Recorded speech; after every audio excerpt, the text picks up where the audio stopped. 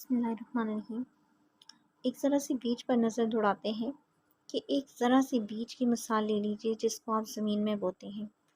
وہ کبھی پرورش پا کر درخت بن نہیں سکتا جب تک کہ زمین اور آسمان کی ساری قوتیں مل کر اس کی پرورش میں حصہ نہ ڈالیں۔ زمین اپنے خزانوں سے اس کو غذا دیتی ہے۔ سورج اس کی ضرورت کے مطابق اسے گرمی پہنچاتا ہے۔ پانی وہ دیتا ہے۔ ہوا اس سے جو کچھ وہ طلب کرتا ہے ہوا دیتی ہے۔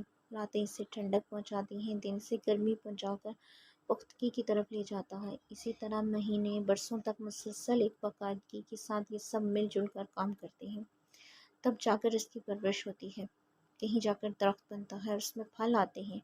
آپ کی یہ ساری فصلیں جن کے بل بوتے پر آپ کہیں سے کہیں پہنچ رہے ہیں، ان بے شمار مختلف قوتوں کے بلا اتفاق کام کرنے کی وجہ سے تیار ہوتی ہیں۔ آپ خود اپنی ذات پر نظر ڈالیں کہ زمین اور آسمان کی تمام قوتیں متفقہ طور پر آپ کی پرورش میں لگی ہوئی ہیں۔ اگر تنہا ایک ہوا اس سے متفق نہیں ہو، اپنا کاروبار چھوڑ دے تو آپ ختم ہو جائیں گے۔ پانی، ہوا اور گرمی کے ساتھ کام کرنے سے انکار کر دے تو آپ پر بارش کا ایک قطرہ نہ برس سکے۔